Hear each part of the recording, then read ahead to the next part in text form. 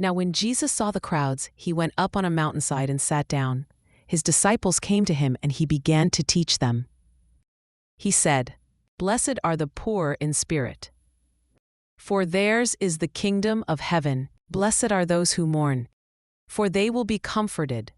Blessed are the meek, for they will inherit the earth. Blessed are those who hunger and thirst for righteousness, for they will be filled. Blessed are the merciful, for they will be shown mercy. Blessed are the pure in heart, for they will see God. Blessed are the peacemakers, for they will be called children of God.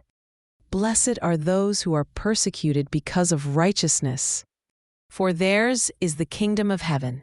Blessed are you when people insult you, persecute you, and falsely say all kinds of evil against you because of me. Rejoice and be glad, because great is your reward in heaven. For in the same way they persecuted the prophets who were before you. You are the salt of the earth, but if the salt loses its saltiness, how can it be made salty again? It is no longer good for anything except to be thrown out and trampled underfoot. You are the light of the world. A town built on a hill cannot be hidden. Neither do people light a lamp and put it under a bowl. Instead, they put it on its stand, and it gives light to everyone in the house. In the same way, let your light shine before others, that they may see your good deeds and glorify your Father in heaven. Do not think that I have come to abolish the law or the prophets. I have not come to abolish them, but to fulfill them. For truly I tell you, until heaven and earth disappear, not the smallest letter, not the least stroke of a pen, will by any means disappear from the law until everything is accomplished.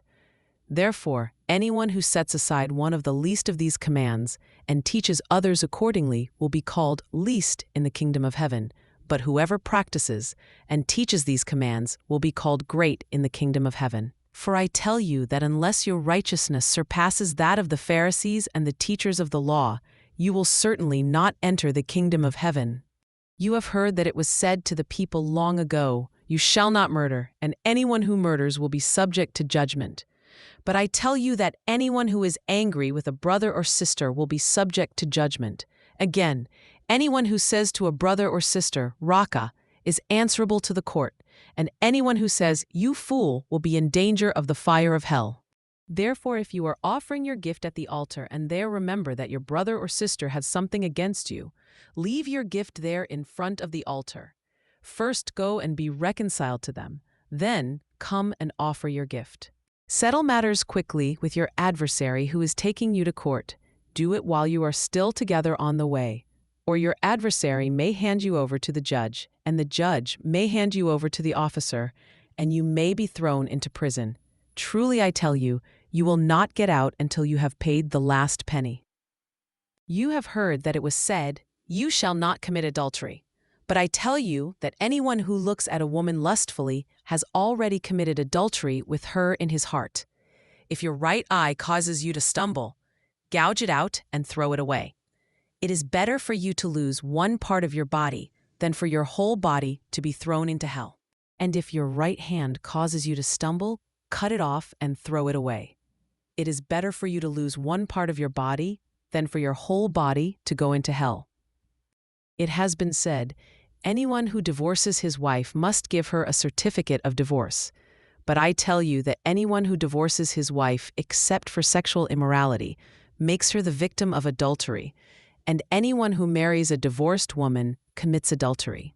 Again, you have heard that it was said to the people long ago, "Do not break your oath, but fulfill to the Lord the vows you have made." But I tell you, do not swear an oath at all, either by heaven, for it is God's throne, or by the earth, for it is his footstool, or by Jerusalem, for it is the city of the great king. And do not swear by your head, for you cannot make even one hair white or black. All you need to say is simply yes or no. Anything beyond this comes from the evil one. You have heard that it was said, "Eye for eye and tooth for tooth." But I tell you, do not resist an evil person. If anyone slaps you on the right cheek, turn to them the other cheek also. And if anyone wants to sue you and take your shirt, hand over your coat as well. If anyone forces you to go 1 mile, go with them 2 miles. Give to the one who asks you, and do not turn away from the one who wants to borrow from you. You have heard that it was said, 'Love your neighbor and hate your enemy.' But I tell you, love your enemies and pray for those who persecute you, that you may be children of your Father in heaven. He causes his sun to rise on the evil and the good, and sends rain on the righteous and the unrighteous. If you love those who love you, what reward will you get?